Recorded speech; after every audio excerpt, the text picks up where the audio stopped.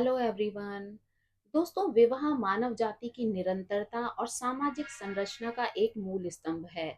यह केवल दो व्यक्तियों का संबंध नहीं है, बल्कि परिवार, समाज और संस्कृति से जुड़ा हुआ एक पवित्र संस्कार है।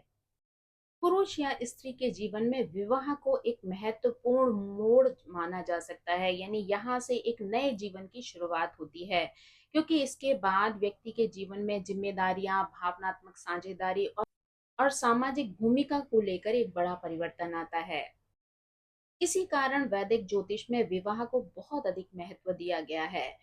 इसके अध्ययन के लिए कुंडली में विशेष भावों, ग्रहों का गहन अध्ययन करना आवश्यक हो जाता है।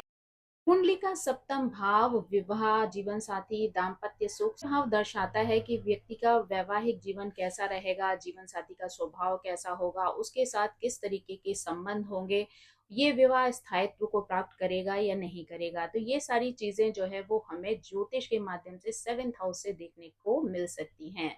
7वें भाव की स्थिति, उसमें स्थित ग्रह, उस पर पड़ने वाली दृष्टियां विवाह की प्रकृति को स्पष्ट करती हैं। 7वां भाव अगर मजबूत होता है, शुभ ग्रहों से युक्त होता है, तो वैवाहिक जीवन सामान्यतः सुखद और संतुलित होता है।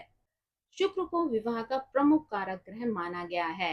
यह प्रेम, आकर्षण, सौंदर्य, सामंजस्य और दाम्पत्य सुख का प्रतिनिधित्व करता है। शुक्र की अच्छी स्थिति व्यक्ति को प्रेमपूर्ण, सामंजस्यपूर्ण और आनंददायक वैवाहिक जीवन प्रदान करती है। यानी आधुनिक समय में राहु की स्थिति को देखना भी जरूरी हो जाता है, जहां से वैवाहिक स्थिति का पता चल सकता है, क्योंकि राहु असामान्य रूप से होने वाले विवाह, परंपरा या अचानक होने वाले विवाह के संकेतों को प्रदान करता है।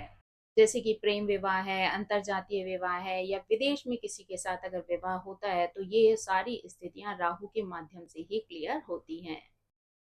अगर 7th हाउस या 7th हाउस के लॉर्ड और शुक्र तीनों ही मजबूत हों, शुभ भावों की स्थिति हो, उच्च या स्वग्रही हो, तथा पाप ग्रहों से दृष्टि या युति से मुक्त हों, तो जातक को सुखी, स्थिर और संतोषजनक वैवाहिक जीवन प्राप्त होता है। ऐसा व्यक्ति न केवल विवाह करता है, बल्कि विवाह के बाद मानसिक, भावनात्मक और सामाजिक संतुलन भी बनाए रखता है। इसके विपरीत यदि 7वें भाव का स्वामी शुक्र दुर्बल होते हैं, नीच स्थिति में होते हैं, अस्त अवस्था में होते हैं, या छठे, 8वें या 12वें भाव में स्थित होते हैं, तो कई बार अशुभ फल प्रदान करते हैं। वैवाहिक जीवन में कई तरीके की चुनौतियां आ सकती हैं।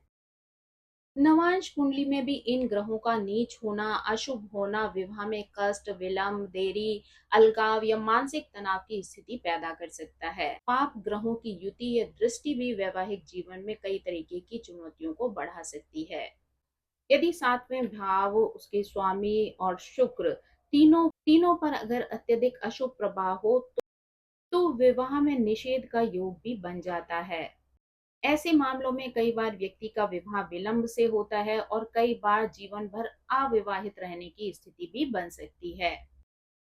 हालांकि ये योग दुर्लभ होता है और कई तरीके की कठोर शर्तों से भी युक्त होता है, जिनका पूरा होना इस चीज को प्रबल पुष्टि दे सकता है। तब इसलिए जब भी विवाह के समय के बारे में जानकारी करनी हो, तो सबसे पहले कुंडली में ये जांच लेना चाहिए कि आपकी कुंडली में विवाह से संबंधित प्रॉमिस है या नहीं है। अगर ये प्रॉमिस है, तो उसके बाद ही ये जांचना ज्यादा सार्थक होता है। आपका विवाह का समय कब सुनिश्चित हो रहा है और आपको कब विवाह करना ज्यादा शुभ फलदायी हो सकता है। कुंडली के 7th हाउस के अनुसार विवाह का समय कौन सा उचित हो सकता है, इसके लिए हमें कुछ नियमों का जानना बहुत ज्यादा जरूरी है। जन्म कुंडली में 7वां भाव जीवन साथी का प्रतीक है, तो इसका स्वामी ग्रह ये निर्धारित करता है कि आपका विवाह जल्दी होगा या देर से होगा। इसके लिए कुछ सामान्य नियमों को समझना भी जरूरी है। प्राचीन परंपरा को ध्यान में रखते हुए अगर समय बताया जाए, तो वो डिफरेंट हो सकता है, क्योंकि समय के अनुसार चीजों में बहुत सारे परिवर्तन संभव होते हैं। तो जो प्राचीन परंपरा के अनुसार ग्रहों का समय बताए गए हैं, उसके अनुसार अगर हम बुध ग्रह की बात करें, तो बुध बुद्धि, संवाद और समझ का कारक है। बुध 7वें भाव में होता है, तो व्यक्ति का विवाह जल्दी हो सकता है। यानी अगर ज्योतिष के अनुसार कहा जाए, तो ऐसे व्यक्ति का विवाह 20 वर्ष की आयु के आसपास हो सकता है। तो अगर 7th हाउस के लॉर्ड मंगल हैं, तो ऐसे में कई बार 20-21 साल पर भी विवाह की स्थिति बन जाती है।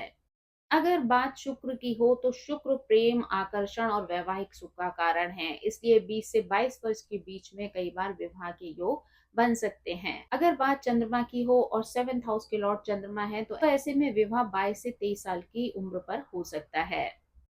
अगर गुरु के बारे में बात करते हैं तो गुरु का ज्ञान पारंपरिक और वैवाहिक संरचना का कारक है। तो यहाँ पर गुरु अगर 7th हाउस के लॉर्ड होते हैं तो 24-25 वर्ष की उम्र के आसपास विवाह होना संभव होता है। अगर सूर्य 7th हाउस के लॉर्ड होते हैं तो विवाह की आयु लगभग 26 वर्ष के लगभग होती है। शनि विलंब के कारक हैं, इसलिए अगर 7th हाउस के लॉर्ड शनि होते हैं तो विवाह 28 साल के बाद होता है।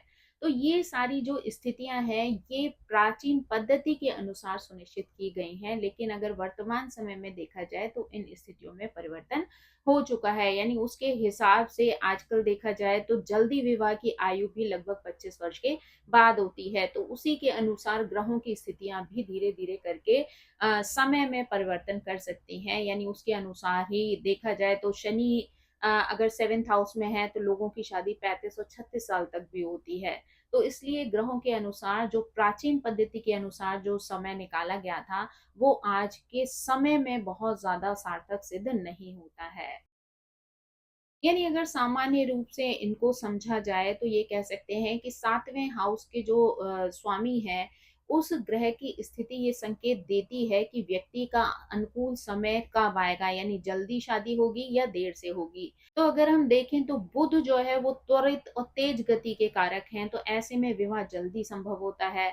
अगर शनि की बात करें या गुरु की बात करें तो ये चीजें विलंब से देते हैं, तो ऐसे में विवाह की संभावना भी देर से बनती है। जब भी बात शादी की आती है तो ऐसे में सबसे पहला प्रश्न जो आता है वो ये आता है कि शादी में आपका पार्टनर जो है वो किस तरीके का होगा। तो ये स्थिति भी राशि के अनुसार जांची जा सकती है कि आपके पार्टनर में किस तरीके के गुण देखने को मिल सकते हैं। तो अगर सबसे पहले मेष, सिंह और धनु राशि की बात करें तो अगर ये राशियां 7th हाउस में होती हैं तो ऐसे में आपका जीवन साथी उग्र हो सकता है, अहंकारी हो सकता है, साहसी हो सकता है या नेतृत्व के गुणों से युक्त हो सकता है। ऐसा व्यक्ति थोड़ा अधीर किस्म का होता है, यानी इसके अंदर धैर्य की कमी होती है और ये जल्दी निर्णय लेने वाला व्यक्ति होता है। यानी कि इस व्यक्ति को जीवन में हर कार्य की बहुत ज्यादा जल्दी होती है और ये कई बार जल्दबाजी में ऐसे निर्णय ले लेता है जो बाद में इसकी परेशानी की वजह बन सकते हैं। अगर वृषभ, कन्या और मकर की बात की जाए तो अगर 7th हाउस में ये राशियां होती हैं तो ऐसा जीवन साथी भोग विलासी हो सकता है, सुख सुविधा और आराम में इंटरेस्ट लेने वाला हो सकता है, विश्लेषणात्मक हो सकता है और भौतिक गतिविधियों में सक्रिय हो सकता है। ऐसे लोग बहुत सोच समझकर हर निर्णय लेते हैं और बहुत ही स्थिर स्वभाव वाले होते हैं। अगर मिथुन, तुला और कुंभ राशि की बात की जाए तो जब 7th हाउस में ये राशियां होती हैं तो आपका जीवन साथी संवाद प्रिय होता है, महत्वाकांक्षी होता है, समझदार होता है और बहुत ही ज्यादा चतुर होता है।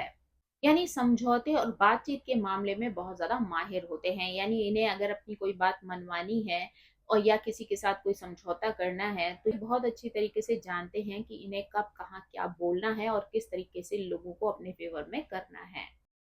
अब अगर कर्क, वृश्चिक और मीन राशि की बात की जाए तो अगर 7th हाउस में ये तीन राशियां होती हैं तो आपका जीवन साथी बहुत चंचल हो सकता है, भावनात्मक हो सकता है और शांत प्रिय होता है, लेकिन कभी कभी मूडी और मनोदशा बदलने वाला भी हो सकता है। यानी कई बार ऐसे लोगों का मूड बड़ी जल्दी चेंज हो जाता है, तो इसके वजह से इनके विचार, इनकी भावनाएं, इनकी अभिव्यक्तियों में भी परिवर्तन देखने को मिल सकता है। वैदिक ज्योतिष में विवाह के समय का निर्धारण एक बहुत महत्वपूर्ण और सूक्ष्म विषय माना जाता है। विवाह केवल एक सामाजिक घटना नहीं है बल्कि ये एक बहुत महत्वपूर्ण संस्कार भी है। इसलिए इसका फलित किसी भी ग्रह, भाव या योग के आधार पर सुनिश्चित नहीं किया जा सकता है। इसके लिए जन्म कुंडली, नवमांश कुंडली, साथ ही दशा भुक्ति सभी कुछ देखना जरूरी होता है। उसी के साथ साथ गोचर की स्थितियों को भी जानना जरूरी होता है। इन सभी के संयुक्त एवं संतुलित अध्ययन के बाद ही ये सुनिश्चित किया जा सकता है कि व्यक्ति का विवाह कब होना चाहिए। सबसे पहले दशा प्रणाली की भूमिका को समझना जरूरी होता है। यानी कि वैदिक ज्योतिष के सिद्धांत को स्पष्ट रूप से समझना आवश्यक है। घटना के घटित होने के लिए उससे संबंधित ग्रह की दशा, अंतर्दशा का सक्रिय होना भी आवश्यक होता है। जन्म कुंडली में विवाह के कितने ही प्रबल योग क्यों ना हो, लेकिन अगर आपकी दशा आपके फेवर में नहीं है या गोचर की स्थितियां आपके फेवर में नहीं है, तो चाहकर भी उस समय विवाह संपन्न करना उचित नहीं होता है। और अगर ऐसी स्थिति में व्यक्ति जबरदस्ती में विवाह कर भी लेता है, सारी चीजों को पीछे छोड़कर या बिना इन चीजों के बारे में जानकारी किए विवाह करता है, तो कई बार उसको विवाह के पश्चात निगेटिव परिणाम झेलने पड़ सकते हैं। लग्न के स्वामी की दशा भी विवाह में एक महत्वपूर्ण भूमिका निभाती है। जब लग्न के स्वामी 7वें भाव में स्थित होते हैं या 7वें भाव के स्वामी लग्न में स्थित होते हैं, यानी लग्न जो है वो आपके व्यक्तित्व को, आपकी इच्छाओं को, आपके जीवन की दिशा को दर्शाती है। जब लग्न के स्वामी सीधे विवाह के भाव से जुड़ते हैं और उनकी दशा आ जाती है, तो व्यक्ति स्वयं मानसिक, भावनात्मक और कार्मिक रूप से विवाह के लिए तैयार है। ऐसी दशा में विवाह के प्रस्ताव व्यक्ति के लिए स्वयं ही आते हैं या फिर व्यक्ति विवाह के लिए सक्रिय प्रयास करता है। नवांश कुंडली यानी कि जिसे हम D9 चार्ट कहते हैं, विवाह के अध्ययन में अत्यंत महत्वपूर्ण मानी जाती है। यानी जन्म कुंडली विवाह की संभावना को दर्शाती है, तो नवांश कुंडली विवाह की वास्तविकता, स्थायित्व और समय की पुष्टि करती है। यानी नवांश कुंडली में लग्न के स्वामी की दशा चल रही हो और वह 7वें भाव के स्वामी या फिर शुक्र से संबंध रखता हो, तो विवाह के योग अत्यंत प्रबल हो जाते हैं। कई बार ये भी देखा जाता है कि जन्म कुंडली में विवाह के संकेत स्पष्ट नहीं हो रहे होते हैं, लेकिन नवांश की दशा विवाह को घटित कर देती है। 7वें भाव के स्वामी के डिस्पोजिटर की दशा भी विवाह में सहायक होती है। डिस्पोजिटर वह ग्रह होता है जिसकी राशि में 7वें भाव का स्वामी स्थित होता है, यानी 7th हाउस के लॉर्ड जिस राशि में स्थित हैं, उस राशि के स्वामी जो है वो डिस्पोजिटर कहे जाते हैं, और उनकी अगर महादशा चल रही होती है तो उसमें भी विवाह करना संभव होता है। यह ग्रह 7वें भाव के स्वामी को भी स्ट्रेंथ प्रदान करता है। कई मामलों में विवाह उस ग्रह की दशा में होता है जो प्रत्यक्ष रूप से 7वें भाव से जुड़ा ही नहीं रहता, लेकिन वास्तव में वह 7वें भाव के स्वामी का डिस्पोजिटर होने के कारण विवाह के योग को प्रकट कर रहा होता है। शुक्र की दशा को विवाह के लिए विशेष रूप से महत्वपूर्ण माना जाता है, क्योंकि शुक्र विवाह का प्राकृतिक कारक है। ये प्रेम, आकर्षण, संबंध, भोग और दाम्पत्य सुख का प्रतिनिधित्व करता है। यदि शुक्र की दशा या अंतरदशा चल रही हो या वो किसी भी प्रकार से 7th हाउस से, 7th लॉर्ड से कनेक्टेड होता है या नवांश कुंडली के 7th हाउस से जुड़ा हुआ होता है, तो यहाँ पर विवाह की प्रबल संभावना देखी जा सकती है।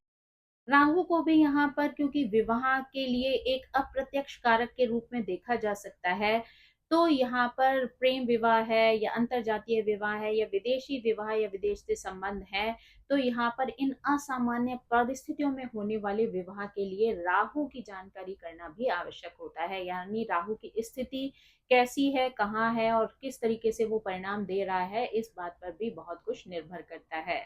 7वें भाव में स्थित ग्रहों की दशा भी विवाह को सक्रिय करती है। 7वें भाव में कोई ग्रह स्थित है और उसकी दशा चल रही हो, तो इसमें भी विवाह होने की संभावना होती है। चाहे वह ग्रह शुभ हो या अशुभ हो, या उसके विवाह के पश्चात क्या परिणाम होंगे, ये एक अलग विषय बन जाता है। इसके अतिरिक्त 7th हाउस के जो लॉर्ड हैं, उनके साथ कौन सा ग्रह युति कर रहा है, उस ग्रह की भी अगर दशा चल रही हो, तो वहां पर भी विवाह होने की संभावना बनती है। यानी कि दृष्टि या युति बनाने वाले ग्रहों के अनुसार भी विवाह को सुनिश्चित किया जा सकता है। यानी अगर उन ग्रहों की भी महादशा या अंतरदशा चल रही है, तो उस समय पर भी विवाह होने की संभावना बनती है। ये स्थितियां ये दर्शाती हैं कि विवाह केवल एक ग्रह पर आधारित नहीं होता है, यानी कि एक ग्रह के अनुसार उसके समय को निर्धारित नहीं किया जा सकता है। उसके लिए कई सारी चीजों का देखना आवश्यक होता है। चंद्रमा और शुक्र अगर 7वें भाव से संबंध बना रहे होते हैं, तब भी विवाह के समय का निर्धारण करने का विशेष महत्व होता है।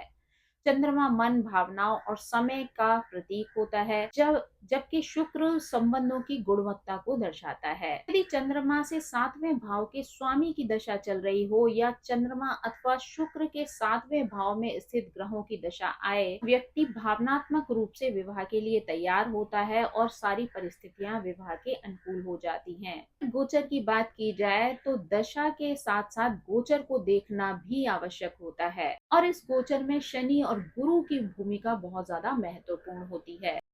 यहाँ पर दशा विवाह का कारण बनती है, लेकिन गोचर उसे घटित करवाता है। विवाह के समय पर यदि गोचर में शनि या गुरु लग्न से, 7th हाउस से या 7th हाउस के लॉर्ड से जुड़े हुए होते हैं, तो यहाँ पर भी विवाह की संभावनाएं बन जाती हैं, क्योंकि गुरु विवाह को स्वीकृति प्रदान करते हैं, विस्तार देते हैं या सामाजिक मान्यता देते हैं, जबकि शनि वहां पर स्थायित्व और जिम्मेदारी का संकेत देते हैं।